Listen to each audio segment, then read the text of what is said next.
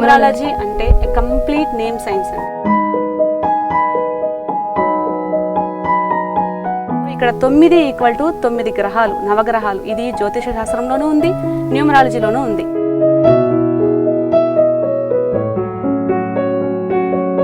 So అలాగే numerology గురించి చెప్పారు. మరి గ్రాఫాలజీ అంటే ఏంటి? 1వ తారీఖు పుట్టాడు అబ్బాయి అనుకుందాం. ఓకే. అదే 1వ తారీఖు పుట్టిన అమ్మాయిని చేసుకుంటే ఒక వరలో 2 కత్తులు అవుతారు. ఓకే ఉషా గారు, మరి ఇప్పుడు చెప్పారు మీరు హ్యాండ్ రైటింగ్ గురించి చెప్పారు. అంటే కోపంగా ఉంటే ఎలా రాస్తారు అండ్ కూల్గా ఉన్నప్పుడు, ప్రశాంతంగా ఉన్నప్పుడు ఎలా రాస్తారు అని చెప్పారు. అండ్ పిల్లల విషయానికి వస్తే పిల్లలు కూడా వాళ్ళు ఏదో ఒకటి రాస్తూనే ఉంటారు. మరి ఈ గ్రాఫాలజీ అనేది ఈ పిల్లలకు ఎలా వర్తిస్తుంది అంటారు? పిల్లలకు అంటే ఇప్పుడు మనం చూడొచ్చు, ఒక్కటి గమనించాలి పిల్లల విషయంలో. అది స్టార్టింగ్ 3 years కావచ్చు, 15 years కావచ్చు. మనం 17 years వరకు పిల్లలనే చెప్తాం. ఆఫ్టర్ 18 మనం పిల్లలని చెప్పము. అప్పటి వరకు కూడాను ఫస్ట్ ఆఫ్ ఆల్ మనం ఒకటి గమనించవచ్చు, పిల్లల్లో మా అబ్బాయి సరిగా చదవడం లేదు, సరిగా అర్థం చేసుకోవడం లేదు, చెప్పింది అప్పటి వరకు వింటాడు మళ్ళీ మర్చిపోతాడు. ఇవన్నీ కంప్లైంట్స్ పిల్లల పేరెంట్స్ దగ్గర నుంచి వస్తూ ఉంటుంది. మీరు ఒకటి గమనించాలి, మీ పిల్లలు హ్యాండ్ రైటింగ్ సైజు వాళ్ళు పెద్ద సైజు రాస్తున్నారా, చిన్న సైజు రాస్తున్నారా? పెద్ద సైజు రాస్తున్నారు హ్యాండ్ రైటింగ్ అంటే వాళ్ళకి కాన్సన్ట్రేషన్ తక్కువ అని అర్థం. వాళ్ళు ఏ విషయం మీద కాన్సన్ట్రేషన్ ఎక్కువ పెట్టలేరు. వాళ్ళకేం చేయాలంటే నువ్వు చిన్న రైటింగ్ రాయి అని చెప్తే వాళ్ళు రాయరు. మెంటల్ గా, సైకలాజికల్ గా మోటివేట్ చేయాలి. నాన్న చిన్న సైజు రాస్తే నీకు ఇంకా బాగుంటుంది, మంచి మార్కులు వస్తుంది, ఎక్కువ నువ్వు చదవగలుగుతావు, ఎక్కువ స్పేస్ ని యాడ్ చేయగలవు. ఇలా మనం మెంటల్ గా, సైకలాజికల్ గా వాళ్ళకి చెప్పినప్పుడు ఖచ్చితంగా వాళ్ళు చిన్న సైజు రాస్తారు. ముఖ్యంగా టీచర్స్ గమనించవలసింది, పిల్లవాడు పెద్ద సైజు రాస్తున్నాడు అంటే వాళ్ళని మెంటల్ గా మోటివేట్ చేసి చిన్న సైజు రాయమని చెప్పాలి. చిన్న సైజు రాసినప్పుడు కాన్సన్ట్రేషన్, ఎబిలిటీస్ అనేవి ఎక్కువ ఉంటుంది. అదే పెద్దవాళ్ళ విషయంకి వచ్చామంటే మారిపోతుంది. అదే విధంగా చాలా రైటింగ్స్ ఉన్నాయండి. TH ఎలా రాస్తున్నారు వాళ్ళు. కొంతమంది వినడానికి ఇష్టపడరండి, చూసి నేర్చుకోవడానికి ఇష్టపడతారు. సో వాళ్ళ హ్యాండ్ రైటింగ్ బట్టి మనం తెలుసుకోవచ్చు వీళ్ళకి ఎలా చెప్పామంటే వాళ్ళు నేర్చుకోగలరు. వినడానికి ఇష్టపడతారు, లేదు చూసి నేర్చుకోవడానికి ఇష్టపడతారు. ఇలా వాళ్ళ హ్యాండ్ రైటింగ్ బట్టి వాళ్ళకి మనం ఏది చేయాలనేది చెప్పచ్చు అనమాట. అదేవిధంగా ఇంకొక రకమైన పిల్లల్ని చూడొచ్చు, లెఫ్ట్ స్లాంట్ అండి. ఫర్ ఎగ్జాంపుల్ మనం మామూలుగా వర్టికల్ నిలువుగా ఉండే రైటింగే చూస్తూ ఉంటాం. కొంతమంది ఎడమ చేతి వైపు వంచి రాస్తూ ఉంటారు. ఇది చాలా చాలా డేంజరస్ అండి. మీరు ఇలాంటి రైటింగ్ కనుక రాస్తూ ఉంటే, పిల్లలు ఎడమ వైపుకి రాస్తూ ఉంటే వాళ్ళు ఫ్యూచర్లో ఎంత స్ట్రెస్కి గురి అవుతారంటే ఏది బయట పెట్టరండి. అమ్మా నాన్న ఎక్కువ గొడవలు వేసుకున్నా అటువంటి పిల్లల్లో మనం ఇటువంటి రైటింగ్ చూడొచ్చు. వాళ్ళు ఏది బయట చెప్పలేరు, అమ్మ నాన్న గొడవ వేసుకుంటున్నారు, ఇలా అరుచుకుంటున్నారు, ఏది బయట చెప్పలేరు. అటువంటిప్పుడు ఏం చేస్తారంటే అది మెంటల్ గా ఫిక్స్ అయ్యి రైటింగ్ లో చూపిస్తారు.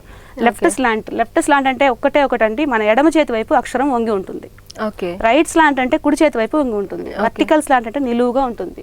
So right okay, vertical okay, but left slant అనే రైటింగ్ కనుక పిల్లల్లో ఉంటే మీ ఫ్యామిలీలో ఏదో సమస్య లేదు, అమ్మాయిలు అయితే వాళ్ళు ఏదో బయటకు చెప్పుకోలేని సమస్యతో బాధపడుతున్నారని వాళ్ళకి మీరు సైకలాజికల్ గా వాళ్ళని మోటివేట్ చేసి వాళ్ళ దగ్గర విషయం తీసుకోవచ్చు. ఇటువంటి రైటింగ్ ఎవరైనా పిల్లలు రాస్తూ ఉంటే వాళ్ళని ఖచ్చితంగా ఫస్ట్ మీరు మోటివేట్ చేసి చూడండి, రైటింగ్ మారుతుందా లేదా చూడండి. లేదు అంటే సైకియాట్రిస్ట్ దగ్గర తీసుకెళ్ళడం చాలా మంచిది, ఫ్యూచర్ చాలా బాగుంటుంది వాళ్ళకు. ఓకే, సో హ్యాండ్ రైటింగ్ గురించి చాలా చక్కగా వివరించారు. మరి సిగ్నేచర్ కూడా మనం పెడుతూ ఉంటాం కదండి, మరి ఈ సిగ్నేచర్ అంటే ఎలా పెడితే ఇంకా మంచి సిగ్నేచర్ అని అనిపించుకోవచ్చు? ఓకే, సిగ్నేచర్స్ వేల రకాలు ఉన్నాయండి.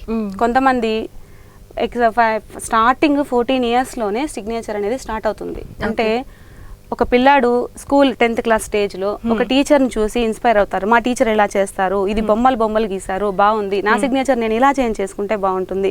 లేదు మా నాన్న ఇలా చేస్తారు, డాట్స్ పెడతారు, రౌండ్స్ వేస్తారు, నా నేమ్లో నేను ఎలా చేయాలి, ఇలా వాళ్లకు సిగ్నేచర్ని క్రియేట్ చేసుకుంటూ ఉంటారు. ఇది ఒక ఇన్స్పిరేషన్ మాత్రమే. అది ఇన్స్పిరేషన్ కావచ్చు, వాళ్ళకై వాళ్ళు చేసుకున్నది కావచ్చు. ఆ సిగ్నేచర్ అనేది మెంటల్ గా వాళ్ళకి ఖచ్చితంగా రిఫ్లెక్ట్ అనేది ఇస్తుంది. కొంతమంది ఏం చేస్తారంటే జస్ట్ వేవీ సిగ్నేచర్, ఒక్క లెటర్ రాసి, ఇప్పుడు మదన్ అనుకోండి, M రాసి మొత్తం గీతలు గీసి N మాత్రం రాస్తారు, ఒక గీత గీస్తారు. దీన్ని మనం ఇల్లిజిబుల్ సిగ్నేచర్ అంటామండి. వీళ్ళు బాగా అబద్ధాలు చెప్తారని అర్థం. ఇప్పుడు అతను గీత గీసారు అనుకోండి, ఆ సిగ్నేచర్ తర్వాత గీత గీస్తే అతను అబద్ధాలు ఎప్పటికీ మార్చడు. నేను చేసేది కరెక్ట్, గీత గీసారు సిగ్నేచర్ కింద అంటే అది కాన్ఫిడెన్స్ అని చెప్తుంది. ఓకే. ఇప్పుడు మీకు సిగ్నేచర్ గీత పైన ఉన్నది మీకు లెజిబుల్ సిగ్నేచర్ అయి ఉండి అర్థవంతంగా ఉంది అనుకోండి, you are very good. Suppose మీరు పైన లయింగ్ ఉంది, డిసానెస్ట్ ఉంది, దొంగతనం అనేది ఉంది, వీటి కింద మీరు లేదంటే ఏదో ఒక వ్యాపకం ఉంది, ఆల్కహాల్ తీసుకోవడం కావచ్చు, ఏదైనా ఉంది, సిగ్నేచర్ దాని రైటింగ్ ద్వారా మనకు తెలిసిపోతుంది అనమాట. దాని కింద లైన్ వేశారు అనుకోండి, వాళ్ళు ఇంకెప్పటికీ మారరు. ఓకే. సో సిగ్నేచర్ ఇలా డిఫరెంట్ టైప్స్ ఉన్నాయండి. లేదండి నాకు సిగ్నేచర్ చేసేది చాలా ఉందండి, రోజుకి నేను 100 సిగ్నేచర్లు చేయాలి, నేను మొత్తం పేరుని రాయలేను అని చెప్పారు అంటే అది ఒక సాకు అవుతుంది, కానీ వాళ్ళ యొక్క రియల్ ఫ్యాక్ట్ అయితే అది కాదు.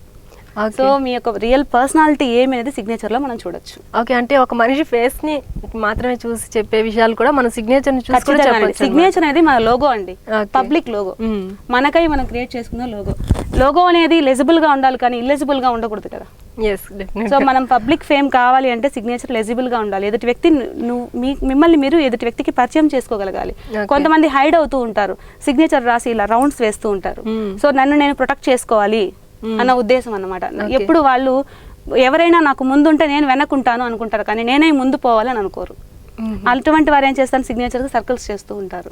సో సిగ్నేచర్ లో సర్కిల్ ఉండాలా, లైన్ ఉండాలా లేదా, మీ సిగ్నేచర్ ఎలా ఉండాలి అనే దాని గురించి మనం సిగ్నేచర్ స్పెషలిస్ట్ దగ్గర కన్సల్ట్ అయ్యామంటే ఖచ్చితంగా మీరు మంచి సిగ్నేచర్ ని తెలుసుకోవచ్చు. ఓకే ఉషా గారు, మరి ప్రతి సంస్థకి మనం చూసుకున్నామంటే ప్రతి సంస్థకి ఒక లోగో ఉంటుంది ఖచ్చితంగా. మరి ఆ లోగో అంటే వాటి మీద పేర్లు మనం చూసుకుంటే చాలా షార్ట్ గా అనిపిస్తాయి, కానీ నిజానికైతే చాలా పెద్ద పేర్లు ఉంటాయి. For example 15 letters, 10 letters, 8 letters ఇలా ఉంటాయి. కానీ అలా షార్ట్ చేసి పెట్టడం వల్ల వాళ్ళకి ఏమైనా బెనిఫిట్ ఉంటుందంటారు? ఖచ్చితంగా ఉంటుందండి. ఫర్ ఎగ్జాంపుల్ ఒక పెద్ద పేరు ఉందనుకోండి, ఎవరికైనా ఆ వ్యాపారం పేరు చెప్పాలి అంటే కొంచెం టైం తీసుకుంటుంది, ఎదుటి వ్యక్తి వినడానికి టైం తీసుకుంటుంది. అదే ఒక చిన్నది, ఫర్ ఎగ్జాంపుల్ మనం ఏషియన్ పెయింట్స్ తీసుకుంటాం. ఏషియన్ పెయింట్స్ అందరికీ తెలుసు, బట్ లోగో ఏపీ మాత్రమే తీసుకున్నారు.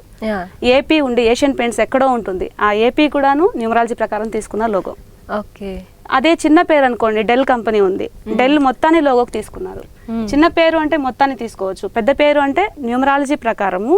దెన్ అది ఏ వ్యాపారం, దేనికి సంబంధించిన వ్యాపారం, ఆయిల్కి సంబంధించిన వ్యాపారమా, పెట్రోల్కి సంబంధించిన వ్యాపారమా, ఫుడ్కి సంబంధించిన వ్యాపారమా, ఆ వ్యాపారానికి తగిన విధంగా లోగోని మనం తీసుకోవాలన్నమాట. ఇప్పుడు రిలయన్స్ మార్ట్ తీసుకుంటాం, రిలయన్స్ ఆర్ లోగో తీసుకున్నారు, మీరు గమనించవచ్చు, ఆర్ ని లోగోకి తీసుకున్నారు రిలయన్స్ మార్ట్ లో.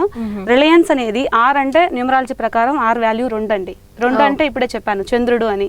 చంద్రుడు అంటే ఫుడ్ కావచ్చు, దేనికైనా కూడా చాలా మంచిగా ఉంటుంది. అదే చంద్రుడిని పెట్రోల్ కి పెట్టామంటే పనికిరాదు.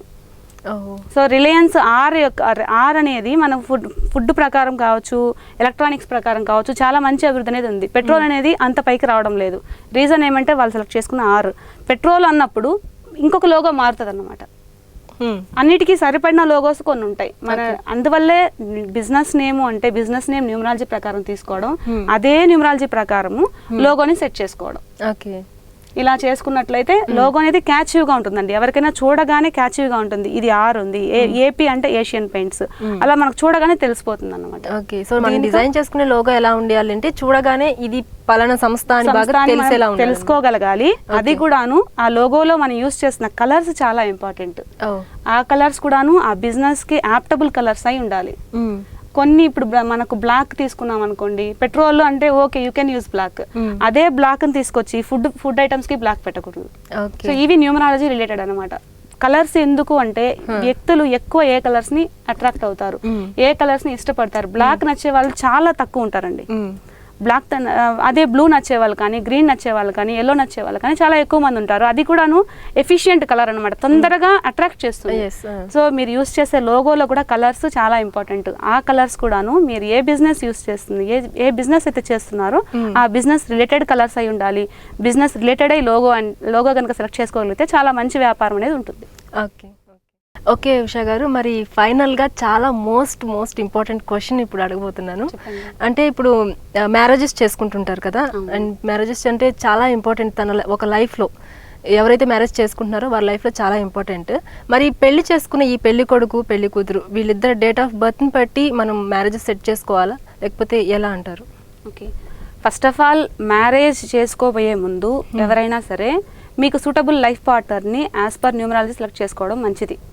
ఇప్పుడు 1వ తారీఖు పుట్టాడు అబ్బాయి అనుకుందాం, అదే 1వ తారీఖు పుట్టిన అమ్మాయిని చేసుకుంటే ఒక వారంలో 2 కత్తులు అవుతారు. అంటే ఇతనికి కోపం వచ్చినప్పుడు ఆమెకు కోపం వస్తుంది, ఇతను కామ్గా ఉన్నప్పుడు అతను ఆమె కామ్గా ఉంటారు. సో ఇలా ఉన్నప్పుడు ఏమంటే ఎవరు అడ్జస్ట్ కాలేరు. ఓకే. అదే 1వ తారీఖు పుట్టిన అబ్బాయి 3వ తారీఖు పుట్టిన అమ్మాయిని కానీ 9వ తారీఖు పుట్టిన అమ్మాయిని కానీ సెలెక్ట్ చేసుకోగలిగారంటే మంచి లైఫ్ అనేది ఉంటుంది. మ్యారేజ్ లో ప్లస్ అండ్ ప్లస్ మైనస్ అవుతుంది.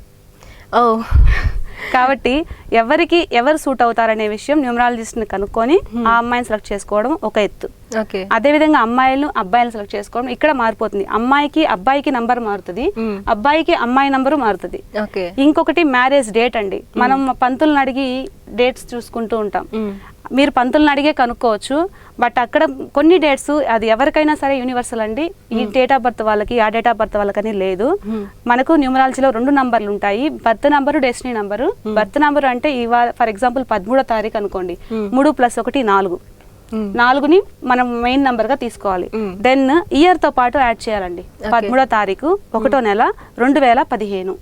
సో 2015 5 + 1 + 2 8, 8 + 1 9, 9 ప్లస్ మళ్ళీ 4 వస్తుంది. సో అవుటర్ మళ్ళీ 4 వస్తుంది అన్నమాట. సో 4 4 ఇది మ్యారేజ్ కి పనికిరాదు. సో మ్యారేజ్ కి కొన్ని నంబర్స్ పనికిరావండి. 4 8 5 దెన్ 7 ఇవి మ్యారేజ్ కి పనికిరావు. మనం ఇయర్ తో పాటు యాడ్ చేసినా ఈ నంబర్స్ ఉండకూడదు, ఆ రోజైనా ఆ నంబర్స్ ఉండకూడదు అండి. సో కాబట్టి మీరు ఏది తీసుకున్నా కూడాను ఈ నంబర్స్ లేకుండా ఉండాలి. ఇన్ అడిషన్ ఇంకొక నంబరు 3 6 కానీ 6 3 కానీ రాకూడదండి. 6 3 అవుతాయి, వీళ్ళ కాపురం 6 3 అయిందని మనం వింటూనే ఉంటాం.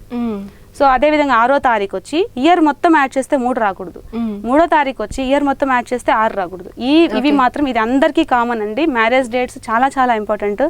ఈ మ్యారేజ్ డేట్స్ లేకుండా కనుక మీరు మంచి డేట్ లో మ్యారేజ్ చేసుకోగలిగారంటే you will have success married life. మరి ఆల్రెడీ మ్యారేజ్ అయిన వాళ్ళ పరిస్థితి ఏమి అన్నప్పుడు వాళ్ళ డేట్ ఆఫ్ బర్త్ కి మ్యారేజ్ డేట్ ఎలా ఉంది, వీళ్ళ పొజిషన్ ఎలా ఉంది అన్నప్పుడు వాళ్ళకి రెమెడీస్ చెప్తాం.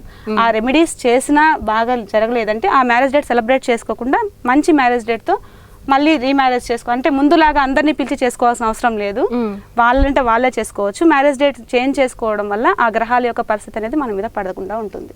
ఓకే ఉషా గారు, మరి ఇప్పుడు మన ప్రోగ్రామ్ ద్వారా మీరు వ్యూవర్స్ కి ఫైనల్ గా మీరు ఇచ్చే సందేశం ఏంటి?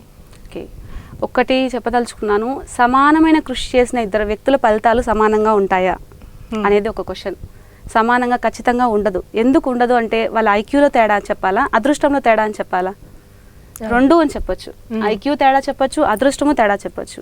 సో మన పెద్దవాళ్ళు చెప్పే సామెత ఒకటి ఉంటుంది, గుమ్మడికాయంత తెలివి ఉన్నా గురువిగినంత అదృష్టము ఉండాలి అని. ఈ 2 కూడా మీకు న్యూమరాలజీ గ్రాఫాలజీలో ఖచ్చితంగా దొరుకుతాయి. మీ పేరుని న్యూమరాలజీ ప్రకారం, ప్రొనాలజీ ప్రకారం కరెక్షన్ తీసుకోవడము, ఇన్ అడిషన్ గ్రాఫాలజీ ప్రకారం సిగ్నేచర్ చేంజ్ చేసుకోవడము, మీ యొక్క రైటింగ్లో ఉన్న ఎబిలిటీస్ ఇన్ఎబిలిటీస్ తెలుసుకొని దాన్ని ఫాలో అవ్వగలిగారంటే ప్రతి ఒక్కరూ సక్సెస్ఫుల్ లైఫ్ అనేది ఖచ్చితంగా చూడొచ్చు. ఓకే, సో ఏ పని చేయాలి అనుకున్నా కూడా మనం ఈ న్యూమరాలజీ గ్రాఫాలజీ ఫాలో అయితే మంచిది. ఓకే ఉషా గారు, మరి ఇప్పటి వరకు మేము అడిగిన ఎన్నో క్వశ్చన్స్కి ఆన్సర్ చెప్పారు, అలాగే న్యూమరాలజీ గురించి, గ్రాఫాలజీ గురించి చెప్పారు, అండ్ చాలా సమస్యలకి ఎలా మనం పరిష్కారం చేసుకోవాలి అనేది కూడా చాలా చక్కగా వివరించారు. మీకు మా వ్యూవర్స్ అందరి తరఫు నుంచి ప్రత్యేకమైన కృతజ్ఞతలండి. నమస్కారం. ఓకే వ్యూవర్స్, ఇది ఇవాళ ప్రత్యేక కార్యక్రమం. మరొక ప్రత్యేక కార్యక్రమంలో మళ్ళీ కలుద్దాం. అంతవరకు సెలవు, నమస్తే.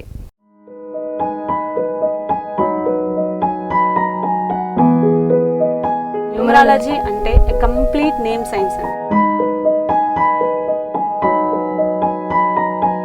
ఇక్కడ 9 = 9 గ్రహాలు, నవగ్రహాలు. ఇది జ్యోతిష శాస్త్రంలోనూ ఉంది, న్యూమరాలజీలోనూ ఉంది.